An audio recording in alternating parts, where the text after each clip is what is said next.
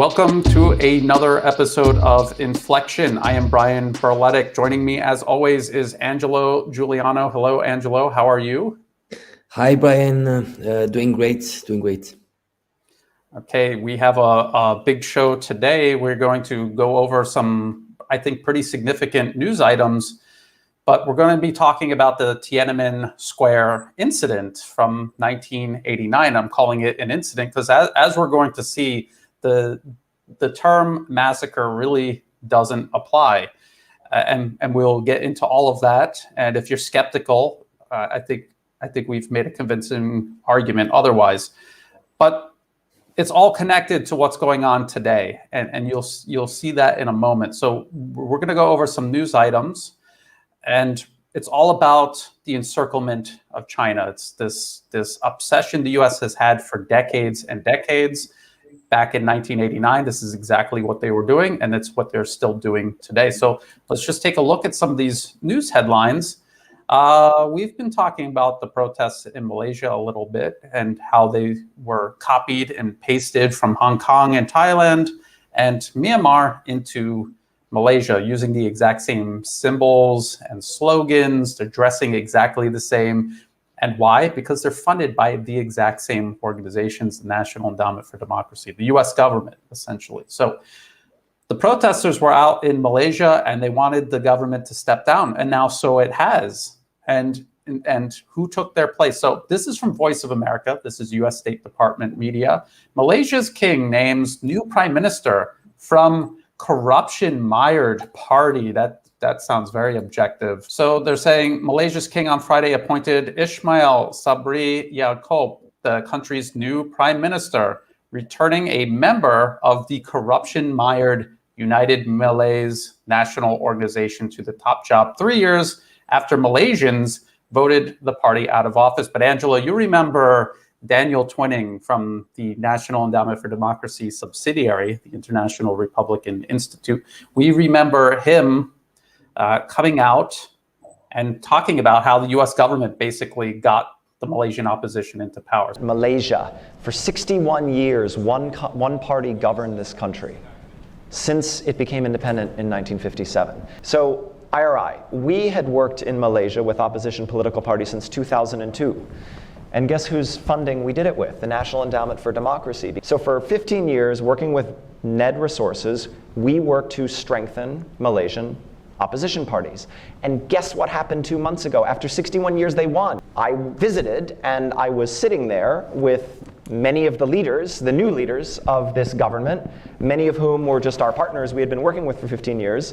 And one of the most senior of them, who's now one of the people running the government, said to me, gosh, IRI, you never gave up on us even when we were ready to give up on ourselves, right? And we're sitting in the Prime Minister's office. Here we are. Guess what the first step, really one of the first steps the new government took? It froze Chinese infrastructure investments. This is not a hugely pro-American country. It's probably never going to be an actual US ally.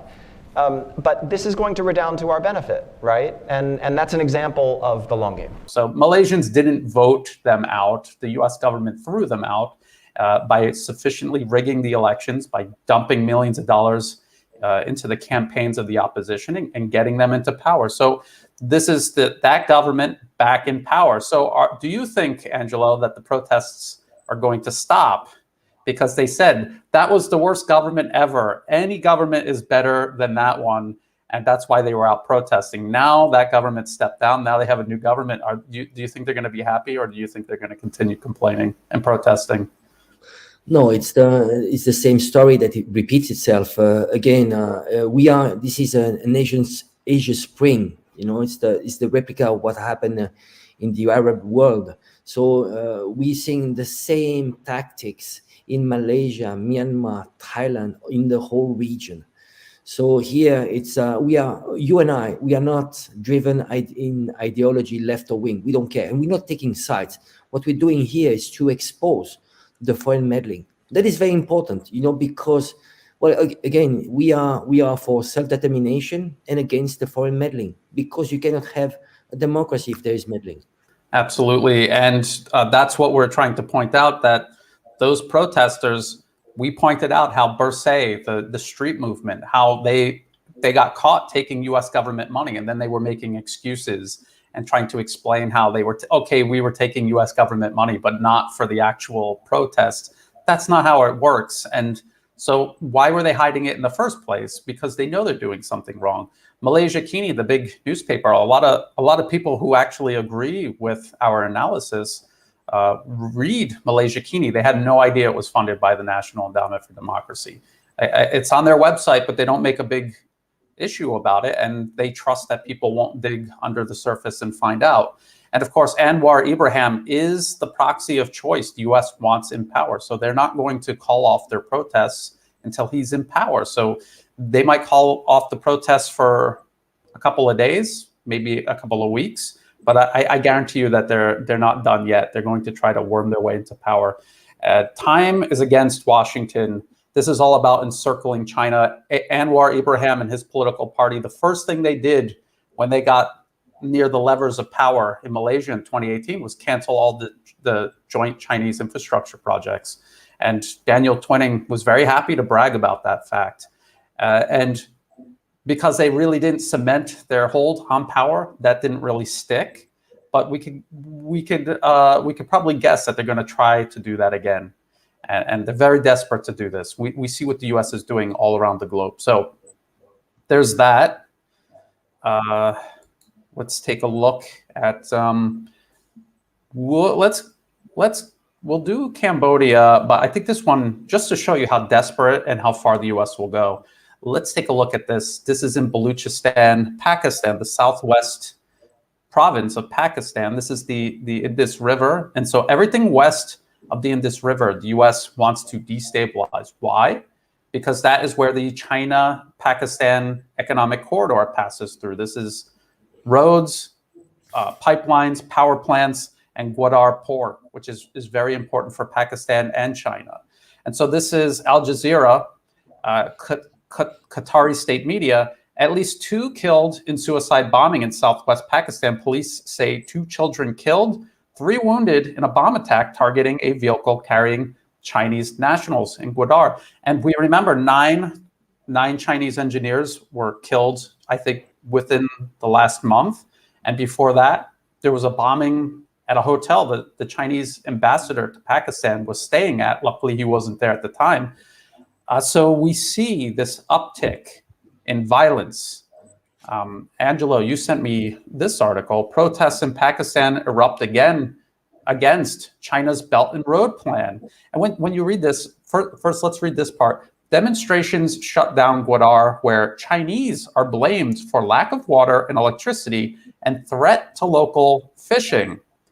And you read all of this nonsense in The Guardian, and it's not until, where is it? Right here, almost halfway through or a little bit more than halfway through, they finally admit China is not to blame for the power and water shortages that have plagued Gwadar in recent weeks. Baluchistan is Pakistan's most undeveloped and most neglected region, and Gwadar is not connected to the national grid. So, Angelo, like the whole point of the Belt and Road Initiative is to fix that. So one point I want to make, and then I want to hear your take on this. The US is going to pretend that they and these armed militants that they're backing, and I will show the evidence again, just in case people haven't seen it yet. They will pretend that they are saving Baluchistan from China. But in reality, China is saving Baluchistan from being an undeveloped backwater that has no chance of development unless this infrastructure is built. And so it's just interesting how the US is actually stopping development, ensuring the conditions for violent insurgency continue to persist and ruin people's lives and hold not just Baluchistan back, but Pakistan and the whole region back. Angelo, what are your thoughts on this? Again, just another terrorist attack backed by the US against the Belt and Road Initiative. Well, Baluchistan is very similar to Xinjiang. If you look at the poverty, the extremism, the terrorism, why we have to ask the question why there's terrorism and why there's meddling.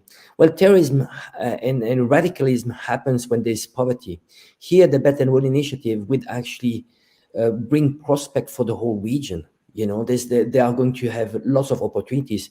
Now they're trying to come up with we want to protect the fishermen and so on. So you do want that area just to be living on fishing. I mean, this is just ridiculous.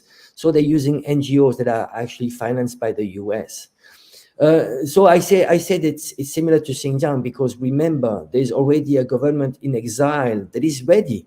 You know, there's a Khan of Kalat who's living in the UK, and they've been trying to put pressure on Pakistan to do exactly the same fake news as they did in Xinjiang. And so you see, it's just this dividing.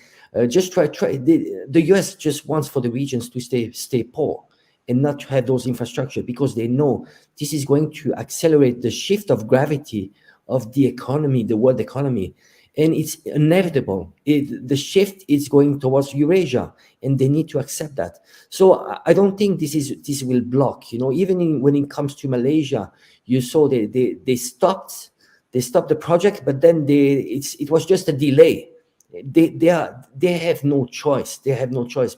You know, even if you are backed by the US, at the end of the day, China is your main partner, and it's not only those Belt and Road Initiative actually not going to connect you only with China. They are going to connect you with other neighbors. So it's just about delaying those projects. I want to point out how ridiculous this all is.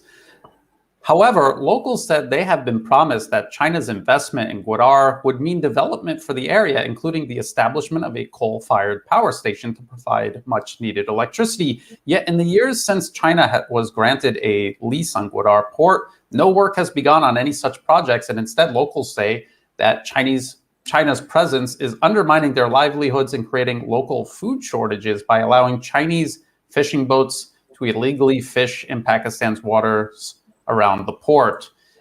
This is all nonsense. And I mean, first of all, how can China finish these infrastructure projects if every other week their engineers are being murdered by terrorists? So that's one point to make. Number two, about fishing, you kind of touched on it. When you see the fishing operations around Gwadar port, these are not commercial trawlers. These are just local fishermen scratching a living. What they need is real economic opportunities. That's what infrastructure and development and the economic corridor would bring. And just as you mentioned, this is to delay that shift, that balance of economic power from west to east. And it's happening regardless. But the thing that I worried about, especially with the US leaving Afghanistan, was now they can really roll up their sleeves and get their hands dirty with these covert terrorist operations. They have no official military presence in Afghanistan, or soon they won't, and they will have this plausible deniability, and they can say, well, you know, we left the region, it's not us. It's just a coincidence that they're attacking every country or project that we don't like and want to block or destabilize and overthrow. I want to show people, this is from 2011, Free Baluchistan. The United States should do more to support Baluch insurgents. If you come down here, Pakistan has given China a base at Gwadar in the heart of Baluch territory, so an independent Baluchistan would serve U.S. strategic interests. So right there, so that's an op-ed, and some people have said, oh, so it's just an op-ed, that doesn't mean anything. Well, they did this also. This is a House resolution in the U.S. Congress. This is expressing the sense of Congress that the people of Baluchistan, currently divided between Pakistan, Iran, and Afghanistan, have the right to self-determination and to their own sovereign country. So this isn't just an op-ed somewhere. This was U.S. foreign policy to back the terrorists in Baluchistan, to carve off Baluchistan, and to block the China-Pakistan economic corridor, and to be part of this wider encirclement of China. Anything else on this Baluchistan bombing, Angelo? I want to add up something. There's a misconception about the Belt and Road Initiative. A lot of people, they think that China is forcing upon countries to, oh, you have to do the Belt and Road Initiative and so on. It's not like this. Actually, countries are looking for China. They look for, because China is offering expertise in building infrastructure, and it's offering loans at very good conditions, way better than the IMF. And there's no conditions linked to those loans. It's not about, oh, we are going to open our markets, or we are going to lend you some money as long as you restructure your electoral system and so on. So you see, the thing is that the perception is that China is trying to impose that on countries. It's not true. It's Pakistan. It's all those countries that are going to China. They're seeing projects that are being successful, and they look at the whole picture of win-win. It's going to be, finally we can build the foundation for prosperity. So it's not the other way around. China, if you don't want to do Belt and Road Initiative, that's fine. I mean, if you don't see a positive point for your country, that's fine. I mean, it's not China that is going to those countries saying, oh, you have to do that. No, China, you want to do it? Okay, well, it's fine. We're there. If we need us, we're there. So, but they make it look, those Western media, they make it look, oh, China is invading. It's invading Pakistan. See what they're doing to those fishermen and so on. So do you think the West cares about those fishermen? No. Well, if you are moving, if you want progress, well, those small fishermen, of course, some are going to lose, but they are going to have tens of thousands of jobs in Gwadar port. It's going to compete with hubs like Singapore. I mean, do you want Pakistan to live out of fishing? Or do you want to become like the next Singapore in the region? I mean, it's a no-brainer. It's a no-brainer, and it's interesting how a lot of Belt and Road Initiative projects do pass through desperately. They're so impoverished that they're desperate for opportunities, and like you said, it's a no-brainer. The northeast of Thailand is kind of always playing catch up. And for the high-speed rail to be passing through the northeast of Thailand, it's going to bring so many opportunities. The same with Laos. It's just been an impoverished country because it's landlocked, it has impossible terrain to pass through. Now they're being linked. Now they're being turned into a corridor where all of these people and goods and everything else is going to pass through. It's a huge opportunity. It is a no-brainer, and the U.S. is trying to stop it. One more before we get into our main topic. We haven't actually touched on Cambodia much at all. And the reason why is because not that much is going on in Cambodia, because they have just completely gutted U.S. interference in their country. They've thrown out a lot of people. They've arrested a lot of people. They've permanently banned the opposition from ever being in politics. And some people will say, that sounds horrible. That sounds like a horrible dictatorship. When you see how cartoonishly enslaved to the United States the opposition in Cambodia was, it is very obvious why they've been excluded from the political process. So they've still got a little mopping up to do, and that's what this Al Jazeera article is about. Again, this is Qatari state media. Qatar does not have independent foreign policy to speak of. Wherever the U.S. goes, they go. Cambodia union leader faces court verdict as crackdown continues. So that's what I was just talking about, this clearing out of U.S. interference in Cambodia's internal political affairs. Rong Chun is accused of incitement and faces up to 2 years in prison if convicted. And if you go through this article, it's the same thing you're going to see from the BBC or Reuters or any Western corporate or state media organization. They're going to cite these organizations like Lakato. They don't tell you who is Lakato, so I will tell you who is Lakato. This is their website. These are their gold donors. USAID right there. UK Embassy right there. Australian Embassy. Actually, the whole team, all of the Western countries that are sidekicks in American imperialism, they're all represented there. And you got others like Save the Children, which is kind of like an intermediary that the US State Department, the British Foreign Office, and Open Society pass money through. So that's what this Lakato is. And who is Rong Chun himself?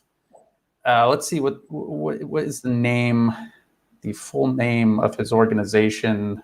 One is the Cambodian Independent Teachers Association. And another one is the Cambodian Confederation of Unions. And so there's two kinds of unions in Cambodia in pretty much every country. Real unions, and then unions the National Endowment for Democracy sets up. So this is from one of these German versions of the NED, building unions in Cambodia. And Angelo, are you familiar with the Solidarity Center? Not with this one, no. I mean, there are so many entities. So Solidarity Center is the NED arm that focuses primarily on building fake unions. And I say fake union because these are the interests creating these fake unions that a real union is supposed to be organized against. So it says right here, US aid support. Solidarity Center began its operations in Cambodia, and they just started creating all of these fake unions to use against the people in Cambodia and the government of Cambodia. So that's who this Rong Chun guy is. He's part of one of these US-backed fake unions, and he had a fake teachers organization. Angelo? How ironic. The US, if you look at history in the US, the trade unions, labor unions, they've been suppressing. It's been like 50 years. They've been suppressing completely the trade unions. The level of people that are in a union, it's around 10% in the US, and they want to export. They want to impose unions on other countries. So how ironic! It's just ironic. Yes. So there's that aspect. What else has Rong Chun done that might have landed him in jail or got him on the wrong side of things in Cambodia? This is 2013. This is from Radio Free Asia. This is a US State Department media platform. Striking garment workers join Cambodian opposition protests. So that's what they use these unions for, not to advocate for the workers, but just to use them for things like regime change. So there he is. That's Rong Chun. He's up on the platform there, or on top of a vehicle, doing a speech. And he's joining up with the Cambodia National Rescue Party.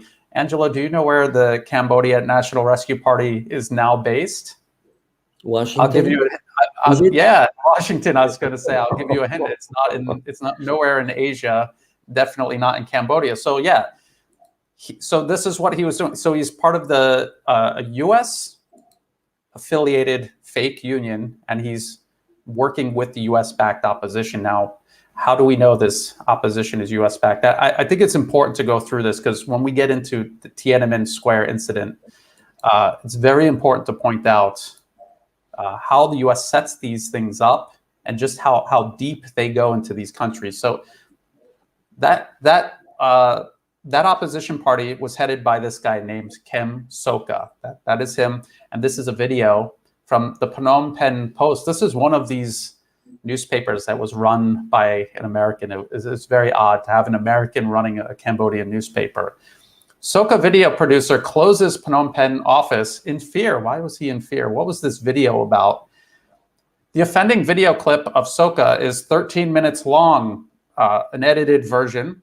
It's two segments of the longer one spliced together. And it says, Sokha says he has visited the US at the government's request every year since 1993 to learn about the democratization process, and that they decided he should step aside from politics to create change in Cambodia. And then here they're talking about that they can't just remove the leader of Cambodia. They have to do a complete system overhaul because that's how imperialism works. You have to impose the administrative system on the targeted country. So that's what they're talking about right here. And then he says, and the USA that has assisted me, they asked me to take the model from Yugoslavia, Serbia, where they can change the dictator, Slobodan Milosevic.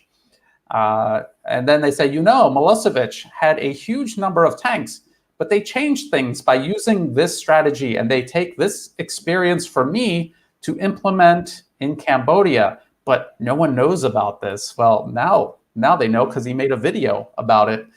It gets worse. He admits, at least he has enough sense to admit this, I do not do anything at my own will. They're experts, professors at universities in Washington, D.C., Montreal, Canada, hired by the Americans in order to advise me on strategy to change the dictator leader in Cambodia. And the rest of this article here, what this is saying is that no one is disagreeing or trying to deny that Kem Sokha, the head of the opposition in Cambodia, said these things. They fully admit he said these things, but they're saying this wasn't treason. This was just part of the democratic process. There's nothing wrong with getting advice from a foreign government. That's what they were trying to say. It's the textbook definition of treason. Angelo, I'm going to go into one more thing about this. But it makes me think a lot about Aung San Suu Kyi. She's surrounded by all foreign advisors, and she's actually taking orders from them. It's just ridiculous. And again, we see, I think it's his daughter actually that is actually on TV, and she's asking for pressure and sanctions. I mean, this is the high level of treason. I mean, it's unbelievable. If you were to turn this around and having U.S. politicians, that's his daughter right there. That's his daughter in Washington, D.C. So it's and that's funny Human Rights Watch, Phil Robertson. But it's funny to see how they keep on accusing foreign countries on what they are actually doing themselves in other countries. You know, this meddling. There's no Russia meddling in the U.S., but there is U.S. meddling in Russia and other countries. It's just hypocrisy. So I thought it was important to show people these headlines. This is what's happening right now. This is what the U.S. is doing because, again, Cambodia now is a very, very close partner with China because they decided to be so direct in uprooting U.S. interference, calling it out and uprooting it, throwing not just low-level protest leaders into jail, but the head of the opposition party, throwing him in jail for treason. And then they let him out, but he's banned permanently from politics. He cannot go into politics or he goes back to jail. The US and the European Union came down very hard on Cambodia, and Cambodia basically said, we don't care, we'll just do more business with China. And so this is what's going on in Cambodia. We just talked about Malaysia, how the protests are most likely going to continue until they get Anwar Ibrahim, the US puppet of choice there. There's the conflict in Myanmar, the protests. Angelo, you and I, we do live coverage of the violent mobs here in Bangkok that look exactly like the mobs in Hong Kong. And so this is what's going on now. So when we get into the main topic here, let's take a look. Tiananmen Square, 1989. This is from The Telegraph. WikiLeaks, no bloodshed inside Tiananmen Square, cables claim. What cables? Cables from the US State Department. And actually, we're gonna go over a lot of documentation where it's the US government itself, the same government that lies about this every single year, admitting that there was no bloodshed and that, well, there's no bloodshed in the square, and that the actual bloodshed that did take place was a two-way street. The protesters were murdering soldiers. They were torching their vehicles. There are picture after picture of the protesters torching military vehicles. That the army came there to slaughter people. Why did they let entire columns of their armored vehicles get torched by the protesters? There were soldiers. These are images that are too grisly to show, but soldiers murdered, lynched, burned to death. Angelo, about 1989, Tiananmen Square, I mean, what did you used to believe about that? And how do you see it now? And what changed your mind about it? Well, like everyone, there was so much fake news. They were talking about 10,000 protesters being killed. It was like there's a bad guy in front of them, and you just realize if you dig a little bit, and actually thanks to WikiLeaks. Well, think about it. You know, if because there are those leaks, then the Daily Telegraph has no choice but to report this, and it's exposing actually all these Western media that don't do their job. You know, they do just one article, they just throw you a bone for, you know, to give you a feeling that they're doing their job. But then after that, you are going to have the next time they are going to report about Tiananmen Square, it's going to be again lies. So here what happens is that what did we learn from those WikiLeaks cables is that there was no one died on the Tiananmen Square, that actually the military were unarmed, while the protesters, they were throwing like petrol bombs. So we had many militaries that actually died, that burned alive. I mean, it's just terrorists. You know, they even hanged. There are some pictures you cannot show here because it's going to be a problem with YouTube. But they would burn them alive and actually hang them on the bridge. And here what you had was what happens that it was at the beginning was a student protest. It was hijacked by thugs. I mean, thugs. You know, in every single country in cities, you have thugs that take over and they become extremely violent. And then we are going to touch this. There's the meddling. You know, because this is what happened.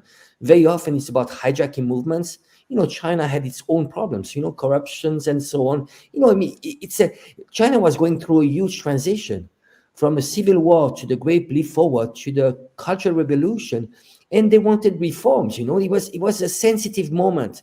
1979, Deng Xiaoping decided to do the opening up policy. Opening up policy. They also wanted to do some reforms, you know, internal reforms. You know, the Communist Party in China has been reforming forever. Even now, it's a system that even though there's always one party, but there's constant reforms. You know, it's about self-reflection. It self-reflect. It goes what the population wants. It's sensing, you know, oh, what do they want, you know, and that's what makes it very legitimate, you know, because it's very close to the people. So now you got this story about Tiananmen Square. You know, it's completely the opposite. You had the police that was unarmed.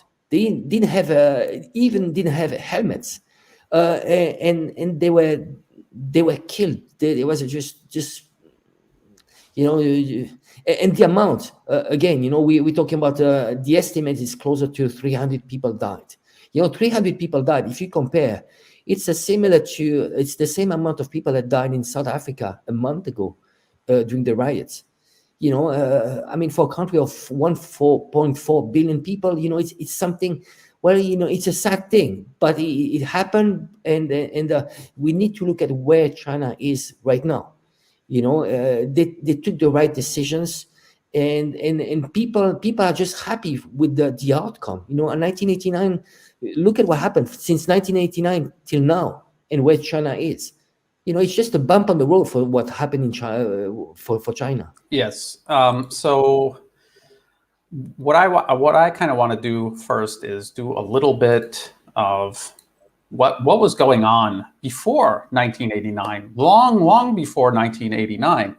And I've showed this before. We've talked about this before, Angelo. The Office of the Historian, this is a .gov website. This is part of the US State Department.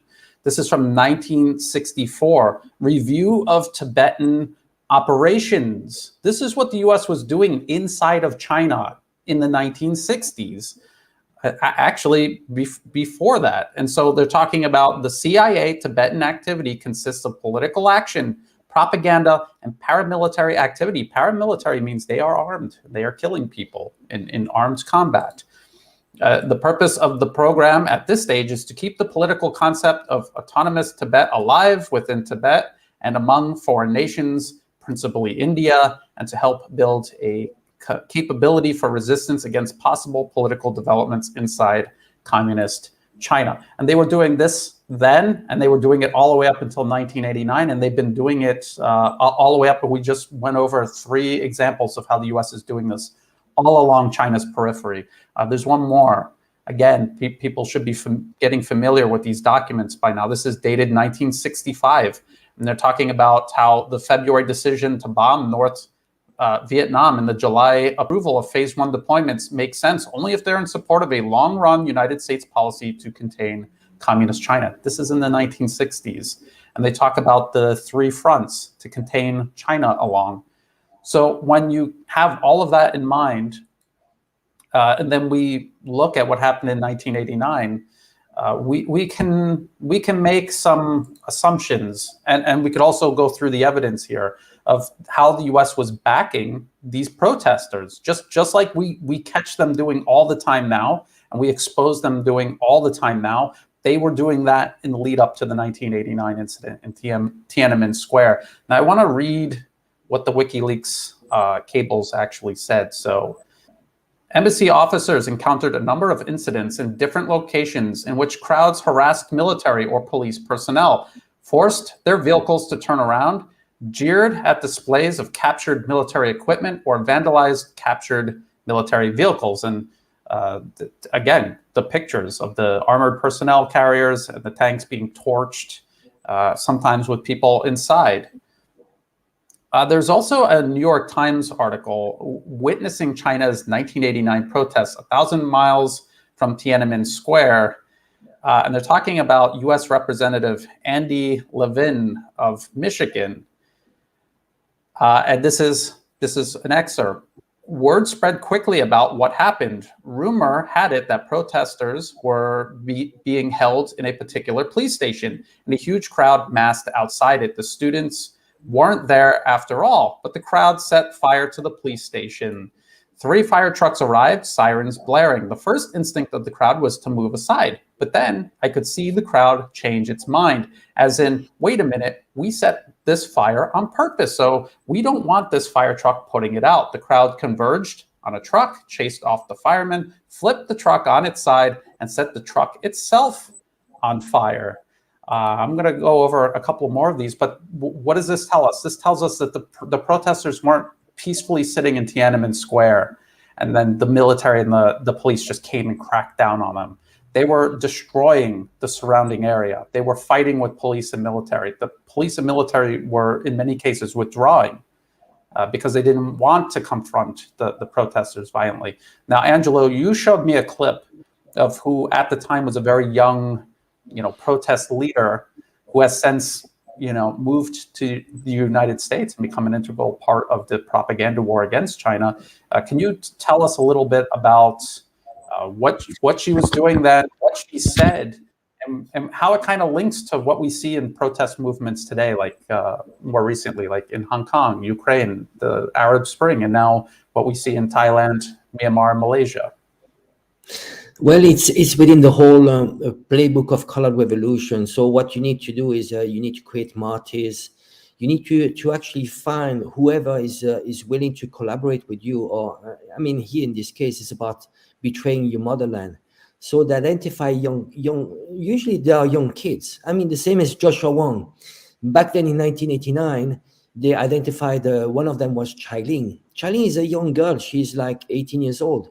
And she actually contacts the CNN, and she's having this interview. And she says during the interview, she says, we need to have a bloodshed. I have been feeling very sad recently. The students themselves lack a developed sense of democracy. To be honest, from the day I called for a hunger strike, I knew we would not get any results.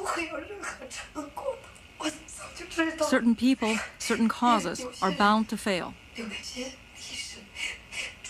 I have been very clear about this all along,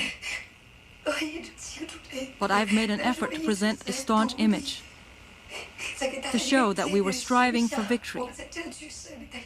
But deep down, I knew it was all futile. The more involved I got, the sadder I became. I already felt this back in April. All along, I've kept it to myself, because being Chinese, I felt I shouldn't badmouth the Chinese. But I can't help thinking sometimes, and I might as well say it. You, the Chinese, you are not worth my struggle. You are not worth my sacrifice.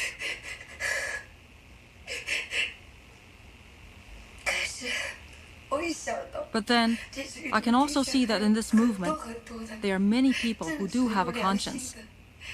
There are many decent people among the students, workers, citizens, and intellectuals.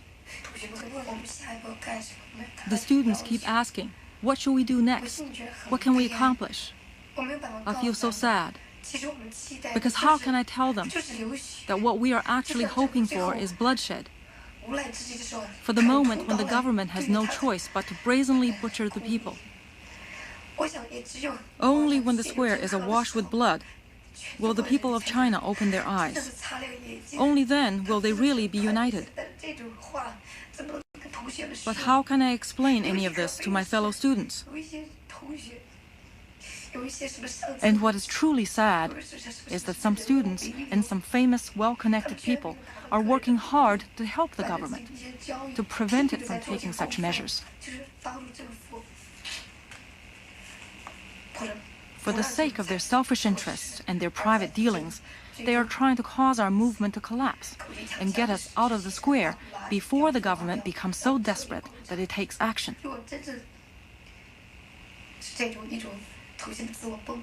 If we allow the movement to collapse on its own, then the government will be able to wipe out all the leaders of the movement, as well as those leaders in the party and in the military who dare to oppose them, who represent the people. Deng Xiaoping has made it very clear that there is a small handful of people, not only in the party and in society, but also among the students. That's why I feel so sad, because I can't say all this to my fellow students. I can't tell them straight out that we must use our blood and our lives to call on the people to rise up. Of course, the students will be willing, but they are still such young children.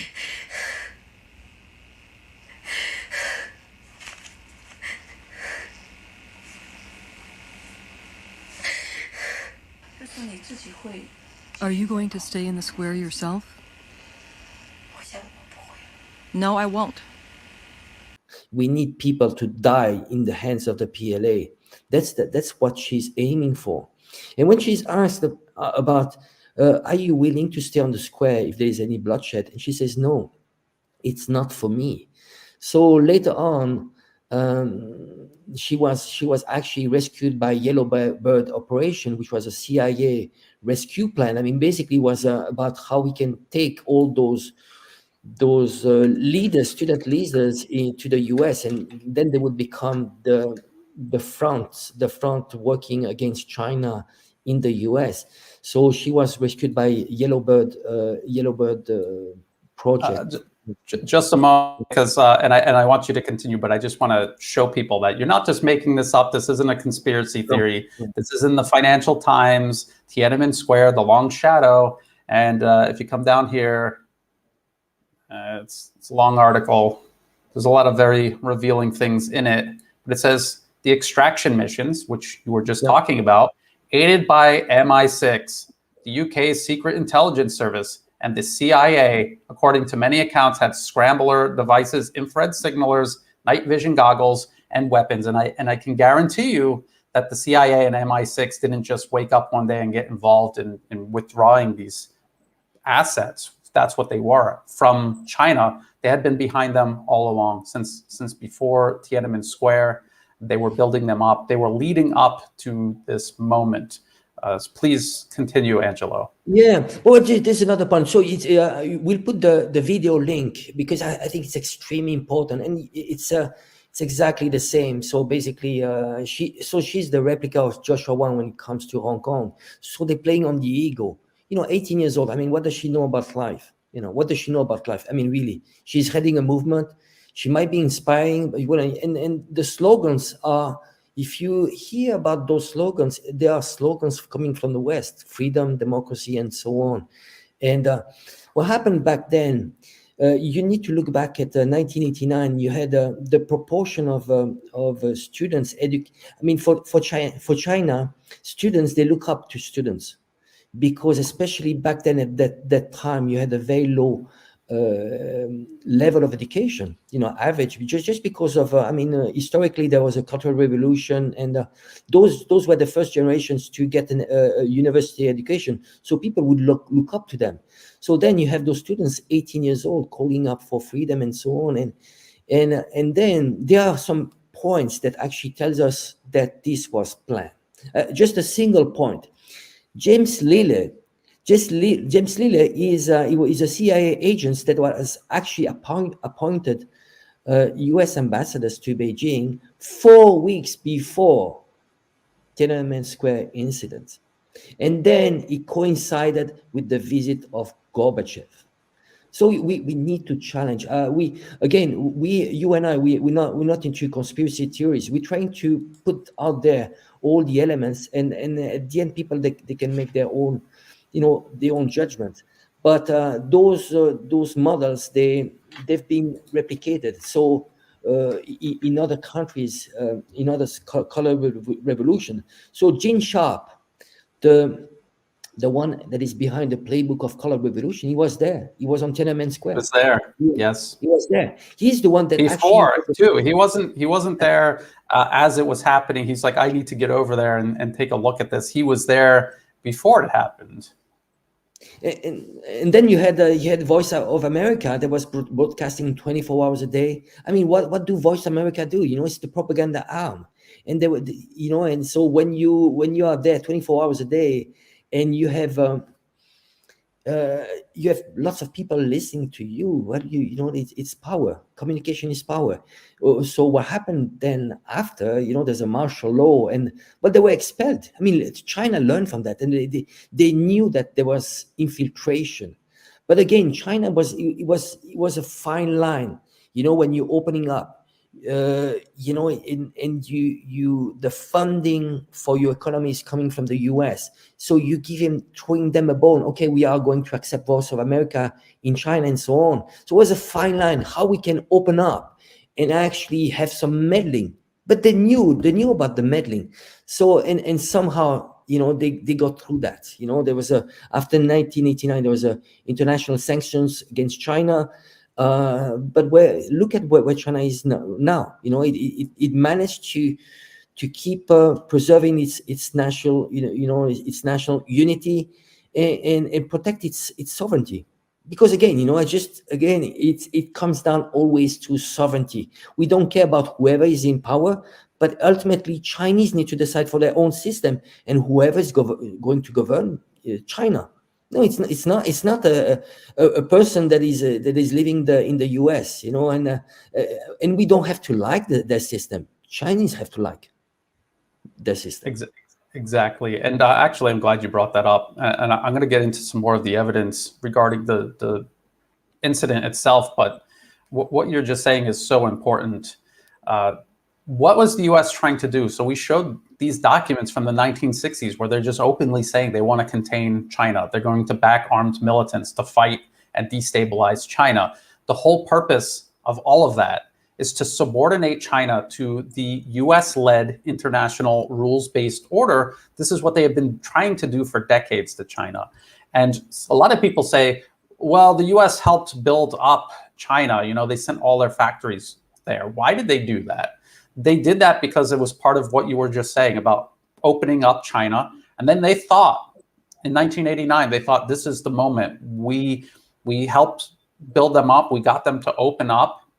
And now we're going to flip the government. We're going to do to China what they did to the Soviet Union, what they would eventually do to countries like Serbia, and what we've seen them do all during the Arab Spring in 2011, and what they're trying to do in Southeast Asia right now. So that's what they were trying to do, and they failed. And just like you said, China learned a lot of important lessons. People say, why does China have the Great Wall, the Great Internet Wall? It's a great firewall. Why do they have that? They have that because they understand what the U.S., what their intentions are. They're not trying to have a normal relationship with China. They're trying to subordinate the country to U.S. hegemony. And it threatens China's very existence, especially, as you like to point out, there's a lot of people there. When you destabilize a country that big, everything is amplified. All the tragedies are amplified. I want to show people this. This is from 1989, the Washington Post. Images vilify protesters. Sometimes images vilify protesters because the protesters were acting villainous.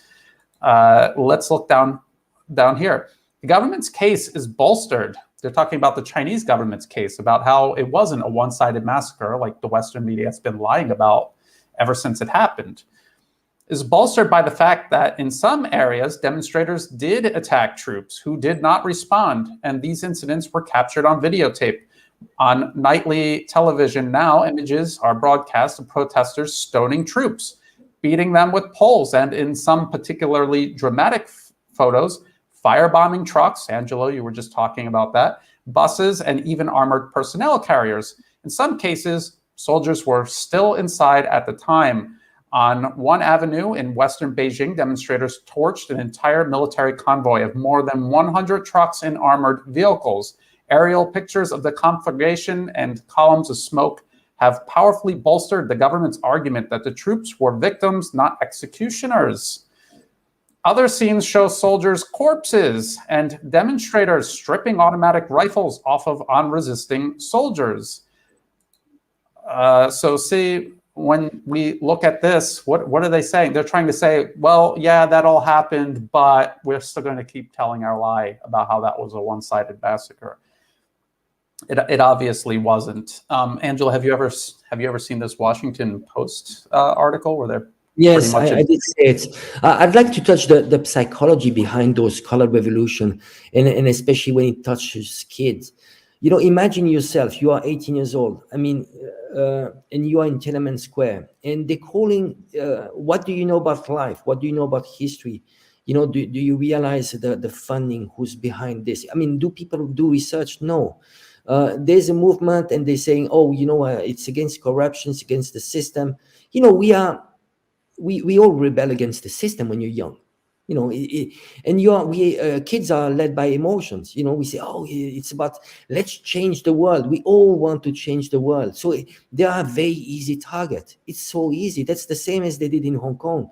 They only say to kids, you are going to lose your freedom. I mean, imagine at the emotional level what it does. And the problem is that it's only now when you study, when you realize what is the geopolitics behind this, and you've been a long time in Asia, so you have first-hand experience. I've been 25 years in China, the same. You know, it's the Angelo of that is 50 years old is not the Angelo that is 18 years old. If I was 18 years old, I would be in Tiananmen Square, and I would be behind this, and I would be like, oh, because it's something big. We are going to change the world. And that's how they attract the kids. And I don't want to do ageism, you know, like the older guy that is looking down on all younger kids. It is just sad, you know. It's just how they manipulate people on the emotional level and not on the rational level. So be very careful, you know. Whoever is led by those emotional triggers, be careful, because at the end of the day, it's about look for facts. You know, and the good thing in China is that because of Confucianism, you know, it's more rational. They look into rational. You know, they are saying that, you know, you need to look for fact. You know, if you want to understand the reality, look for fact. So just that. It's just feeling sad that they just aiming at kids and aiming at martyrs. You know. Chai-Ling, in that video, she said we were looking for martyrs. There's a common point in every single color revolution.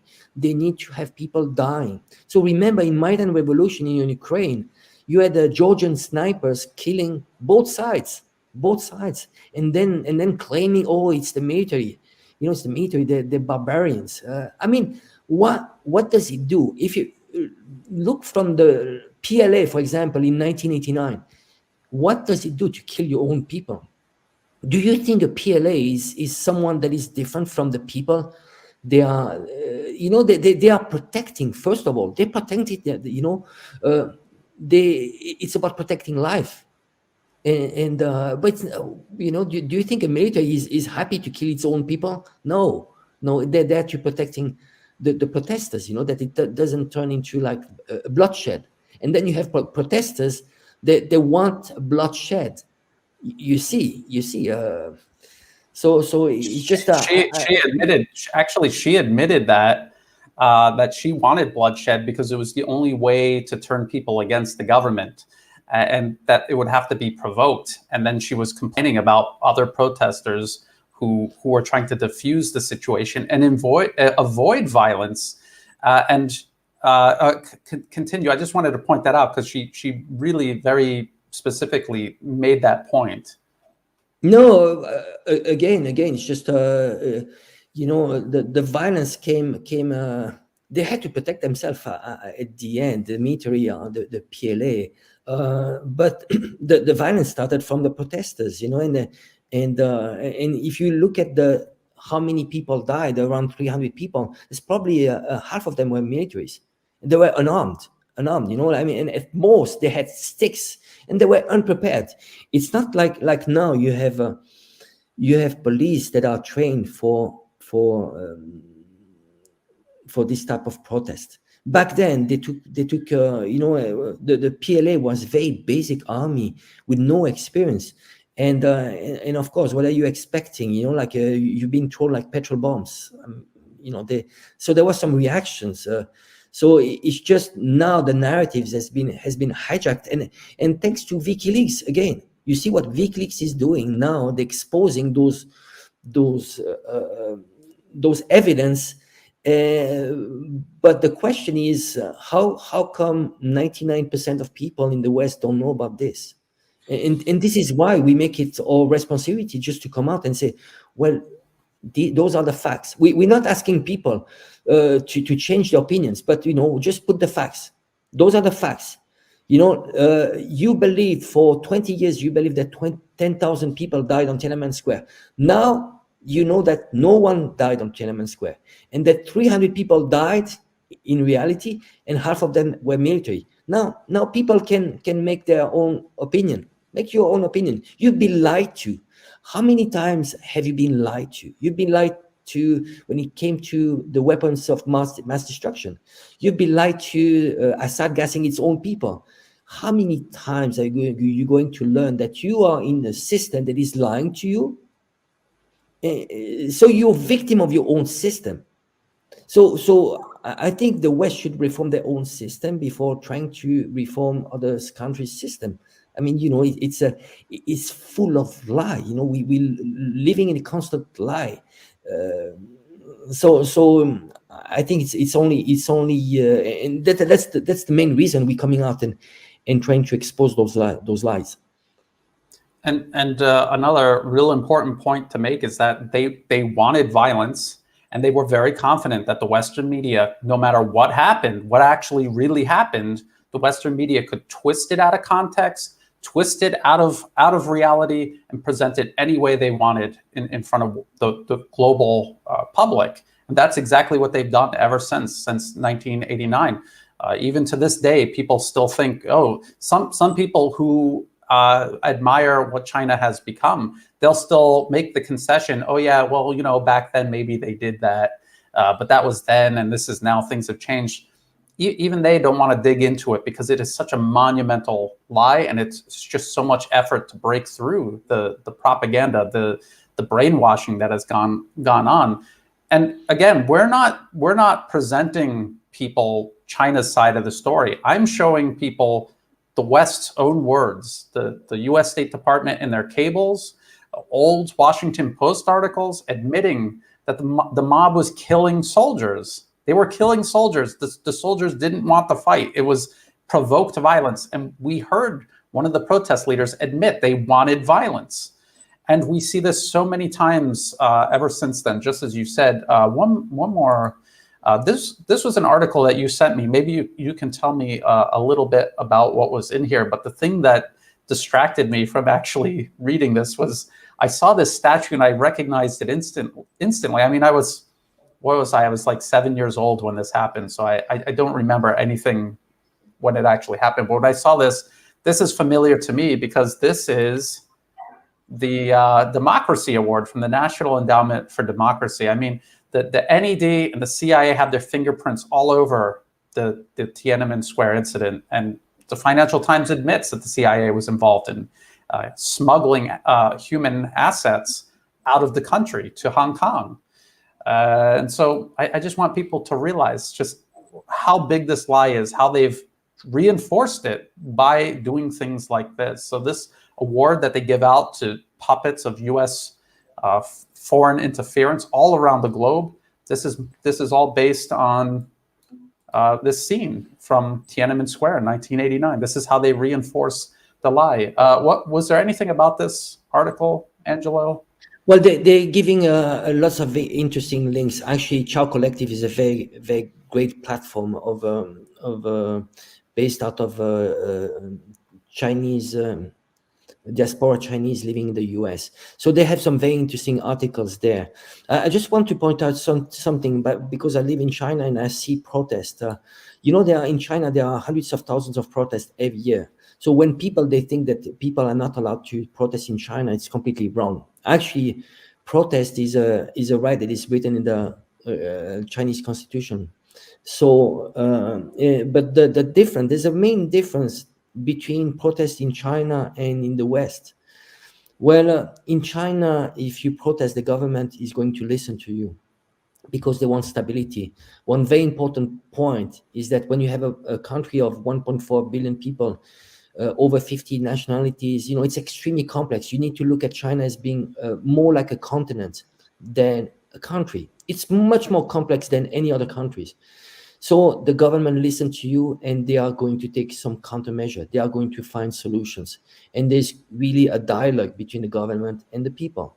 There's constantly surveys, government makes surveys and it anticipates the problems of the society. Well, look at the US. You have a movement like BLM. People going to the streets for 6 months, destroying everything.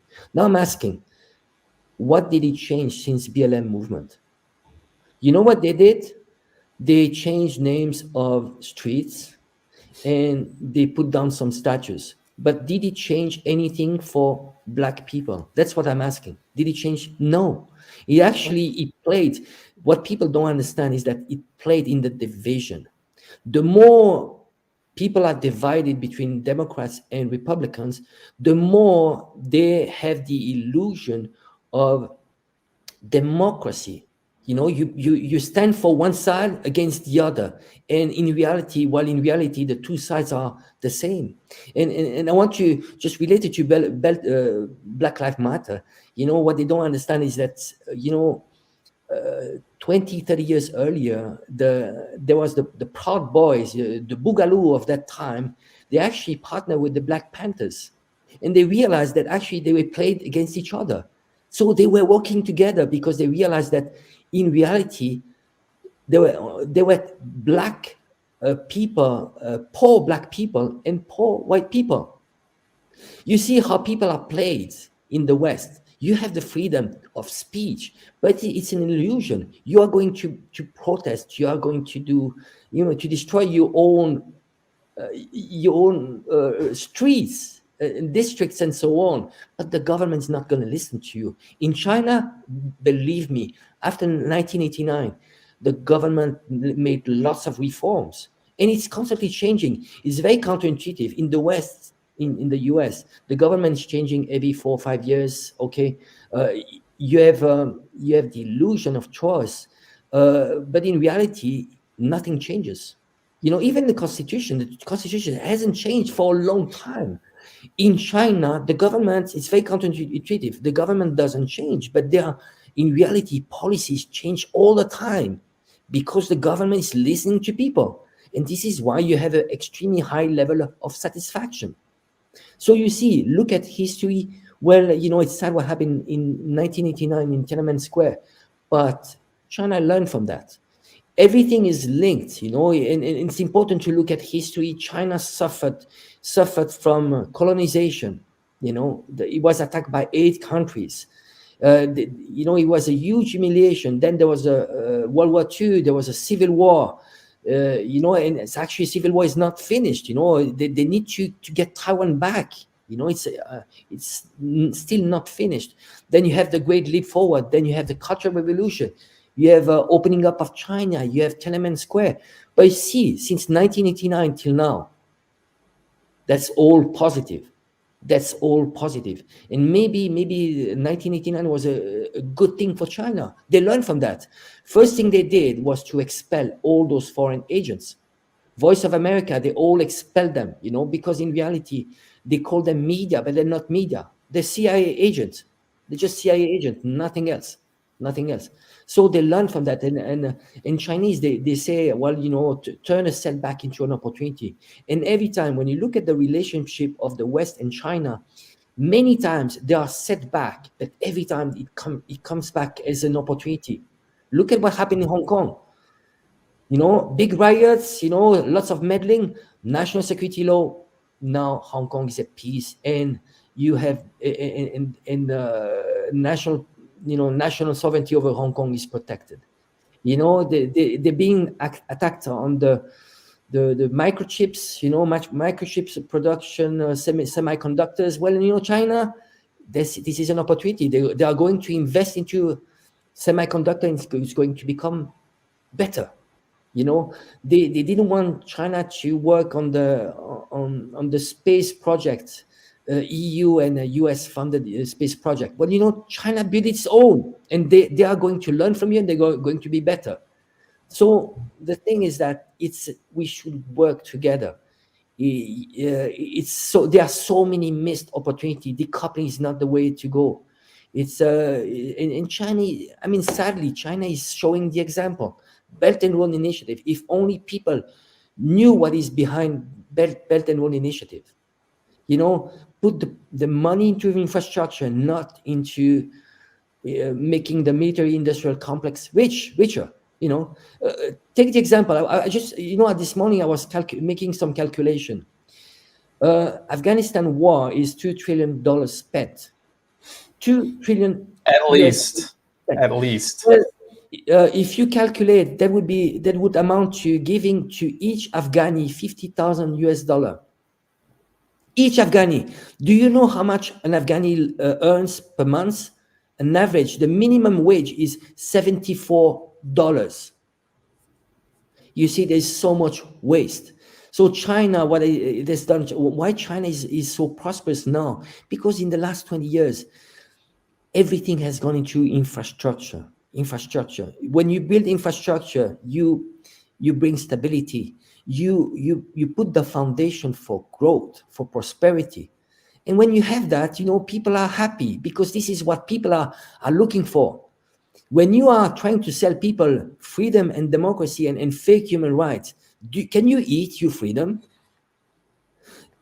Go tell all those homeless in the US, I give you freedom.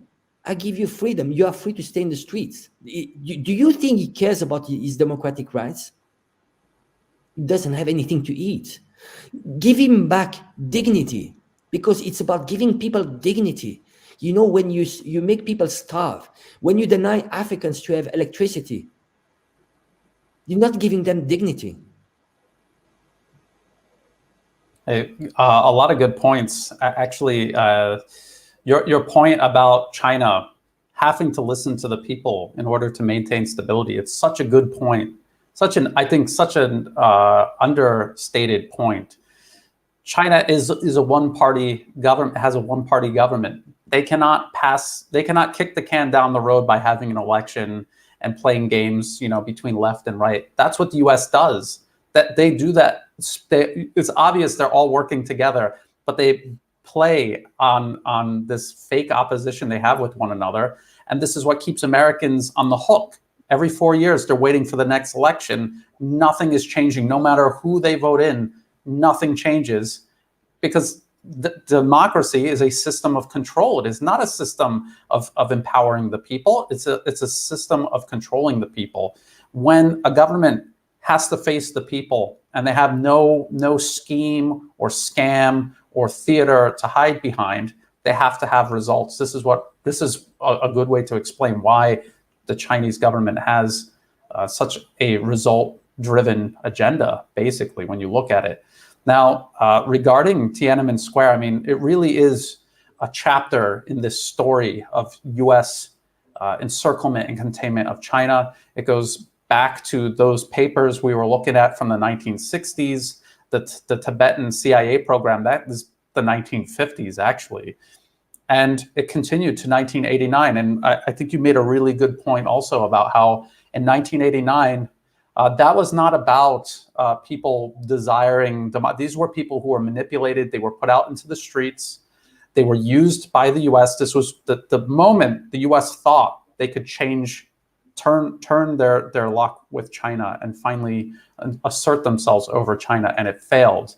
And you're right about how China has learned the lesson, uprooted all of these foreign organizations. We watched a little mini version of that happen in Hong Kong with the national security law. And we're watching the US continue this encirclement strategy along China's peripheries and in all of the countries partnered with China. And you said about preventing Africa from getting electricity and developing. That is exactly what the US is doing. We just talked about Baluchistan in Pakistan, and how the US is deliberately backing armed rebels to stop development, to stop China from bringing in infrastructure that no one else literally in the world will be able to bring into that region. I just think it's so many pieces of the puzzle come together when you cut through the myths of Tiananmen Square and you look at the facts of what it actually was. By the US State Department's own admission, this is a huge, a big picture comes into view. Is there anything else you wanted to add in there, Angelo? I'd love to add something. 200 years before, 1789 in France, there was a French Revolution. And I'm going to draw the parallel on how revolution are hijacked, and in reality, the history is manipulated. So I studied the French Revolution. In reality, people had one master, and it was the king. And they were actually asking for bread. The price of bread was going up, and they were pushed into the street. And they were pushed by who? By the bourgeoisie, by the rich. And they wanted bloodshed, and they want to overthrow the king because the rich wanted, the elites wanted to get the power. They had the power of money, but they wanted the real power. So in reality, the poor people, the majority of people never got the voting rights. Unlike what the Hollywood movie tells you, they never got the right. In reality, they exchanged one master against 100 masters. And for a long time, they never got the right. And even now, when you look at France, the constitution was written by the elites. The rule of the games are written by the elites. That is the key element. And sadly, what happens is that most people don't have the maturity, the understanding of what it means to have a democracy. People don't realize that in reality, there are two concepts, electing and voting. The real democratic act is voting. Under the average system, Western style democracy, when you are electing someone, you are electing a master that is going to decide for you for a period of 4 to 5 years. So for 4 or 5 years, you don't vote for the laws, because voting is voting. It's the direct democracy that is democratic. So you see, you elect your masters. So in reality, it hasn't changed. In many systems in the West, they claim we have democracy. It hasn't changed. In some ways, the king was listening much more to the people than the people that we elect now. I'm pretty much sure that the king in France 200 years ago was listening much more to the people than the Congress now is listening to the people. How can you explain that 80% in the US wants universal healthcare, but when it comes to voting in the Congress, in the Senate, they don't listen? How can you explain that? Because they are working for the elites, they're not working for you. So the thing is that I do wish so much that people would learn about their own system first, and don't try to export a system that it doesn't work. Again, the enemy is not Americans. Americans are the first victims of their own system. Absolutely. So when Chinese, they're being pushed like, oh, you should have a Western side democracy. It's like, what? Would I exchange a Biden or Trump against Xi Jinping that has delivered? It started at the level of town level, village level leader, and it's meritocracy. You deliver, you go up all the level to the Politburo. That's how it works, and it's about delivering. If you don't deliver, I tell you, if you're a leader in China and you lie, I can promise overnight there would be hundreds of thousands of people in the streets. But look at how Biden, I mean, 50% of the phrases that Biden's, whatever he says is lies. You know, he said, you know, months ago he said, well, you know, we're not going to have a Saigon scenario in Afghanistan, and look at what happened. And he's going to find more lies. It's all about lying. I think it is so important to cut through the myths of Western-style democracy. If you can cut through that, then you can look at the Tiananmen Square incident in 1989 with clear eyes and not be clouded with the notion that somehow it was driven by a desire for Western-style democracy. Because as you point out, and it just goes way back into the West's own history, as far back as you care to study, it has always been a system of control. It has always been rearranging the deck chairs, basically, for something that was going to continue happening regardless. One last thing I kind of want to throw in here was about how young people were duped back in 1989. A lot of people say, I don't know how you feel about Jackie Chan, the martial art expert and movie star, very famous all around the world. People say, well, he was so great because back then he was supporting the Tiananmen Square protesters, and now he supports the Communist Party of China. He's hated in Hong Kong, and I first of all, I don't think that's true. I think that's just the Western media smearing him because he grew up. He was one of these young idealistic people. Me, 18 years old, if I were to have a discussion with myself at 17 or 18 years old, I was a U.S. Marine serving the U.S. empire, basically. And for a short time there, I did really believe I was doing the right thing.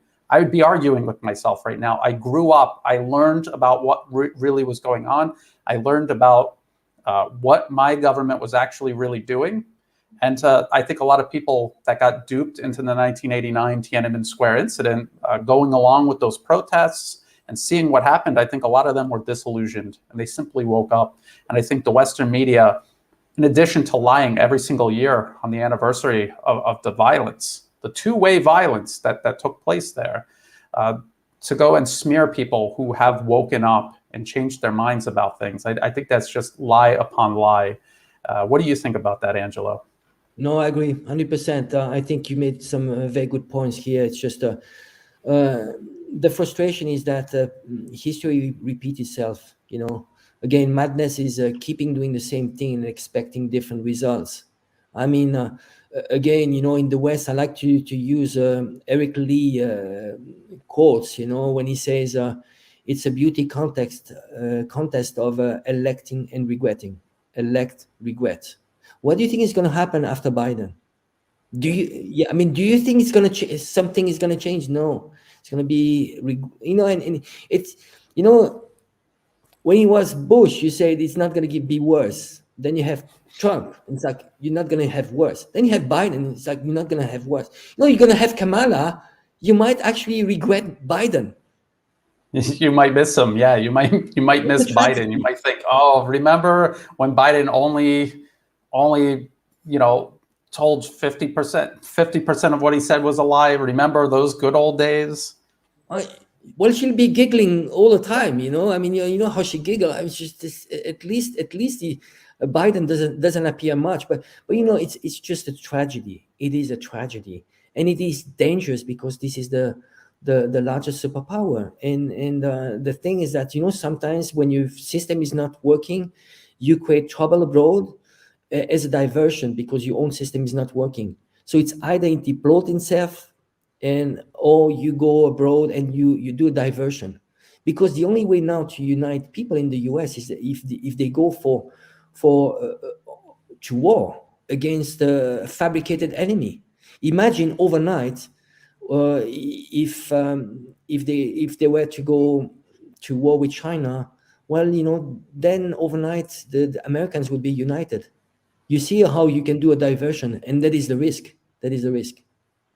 That is a good point. And because the Tiananmen Square incident really was a power play made by the US against China, I think it is fair to say that especially that video Daniel Dumbrell did recently about the new method of using these. They're basically inbred racists on YouTube who hate Chinese people just because they're Chinese, because they're not white. And now they've been doing this, they've been masking it by attacking, the Chinese government. And now they're getting establishment support one way or the other. And Daniel Dumbrell said something about how extremism is bred by poverty and a lack of economic conditions. And I think you could describe American society in exactly those terms. The U.S. has a very large pool of people who are facing poverty and desperation, who cannot pay their bills, who are living out on the streets in some cases. This is the perfect breeding ground for radicalization. So how do we think the U.S. is going to try to radicalize them? Against what enemy? And it's very clear they're doing it against China. And we've seen how for decades and decades, the U.S. has desperately tried to contain China. And now they're aiming everything toward what looks like confrontation with China, how direct or indirect it is.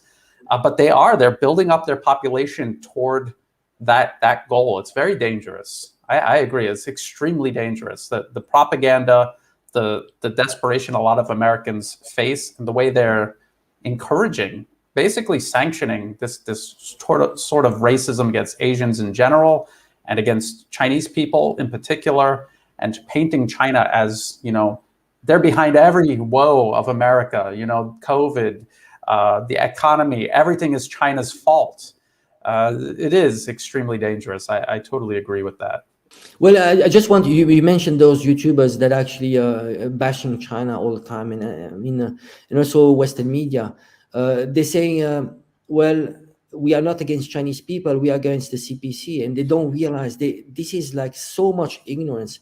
CPC, there's not a system that is so much representative of the people. When you look at the Congress, they are all multimillionaires. They are all the elites. When you go to the CPC, you will have like people from all walks of life. Extremely, there's no more representative of the people. You have minorities. You have, proportions of women. But when I talk about women, it's not like in the Congress. The women in Congress are wives of rich men, or they are themselves millionaire already. Nancy Pelosi, she's 140 million people. How is she representing you? The difference in China is that, and there's a huge difference. It's a market economy, same as we have in the West, very similar. But again, money doesn't corrupt. If you are rich, you are not into politics. The last thing that a rich person wants to do is to get himself into politics by wanting to control the system. Jack Ma might have tried, but it's not going to work. So ultimately, that you have a system that is going to represent you. There's a huge difference. And again, I changed my view on China because I've, from 25 years ago when I arrived in China, and now, it took me time. It's so complex. And even now, I'm staying humble of saying, well, you know what, they're happy with their system and it's delivering. I might not like it for my country, but it's good for them. And it's not, again, if China was attacking the West, or if China had the aspiration of creating its own empire, I would be scared, but it's not. It's not hegemonic. It's focusing on its people, and it's extremely smart, and it's delivering. And that's the problem. When the West is looking at China delivering, how are you going to make your own system legitimate? When you have life expectancy that is going down, in the US, it's going slightly down, and those are basic human rights. How can you actually point the finger at China when you have living standards that are every single indicators is going up in China? That's embarrassing. And again, we need to be factual. Factual. Whatever thing you take, if you want to point the finger at China, well, be factual. And when you come up with facts, it's very hard. It's very hard to criticize China. Because 700 million people lifted out of extreme poverty in 40 years. And that's a fact. That is a fact. How can you fight that? You can't fight that, you know. And those people, they know that. Why do you think there's 95% of people in China that are backing the CPC? Because they have a much better life, and they know, they are so positive about the future. While in the West, we are extremely negative about the future. It's been going down. Remember, you know, 40 years ago in the US, you had the husband working, and actually the mother could take care of the kids, and they could have 3 kids and they could have a house. Now you have kids coming out of university, they have student debt, and they might never pay back the student debt, and it's like never actually buy a house. And that's a reality. Fact. Just fact. Yeah, it's this competition between the US, this hegemony that they imagined they would achieve. You could see them racing against the clock at the turn of the century to the 21st century. They were racing to try to finish off all these unfinished projects. There's so much they wanted to get accomplished that they couldn't. Things like the 1989 Tiananmen Square incident, that was a failure for the West. They thought that there were some gains, there were some objectives that they met by triggering that violence and being able to spin it and lie about it for so long. But I think in the long term, it was a loss for them. But we have to be careful, because the same way they lied about Tiananmen Square in 1989, the way they have lied about that for years and years now, and how they've convinced people that that is true, despite even they themselves admitting that it's not true, they're doing the exact same thing right now toward China about the virus origin. They're doing it about Xinjiang. They're doing it about the South China Sea. So this is why we need to keep doing this. We have to expose the old lies, and we have to continue fighting against the new lies. We kind of went over a little bit, over an hour. There's so much to talk about. I mean, we could talk about this. We could do a whole episode on, the U.S. and China vis-a-vis right now. But I think we'll leave it there. If you have any last things?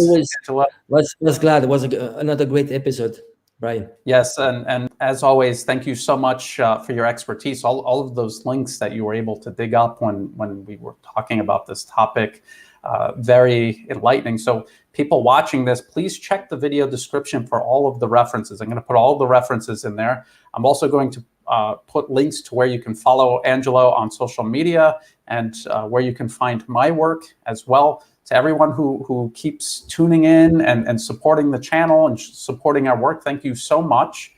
And we will see you again next week. Bye for now.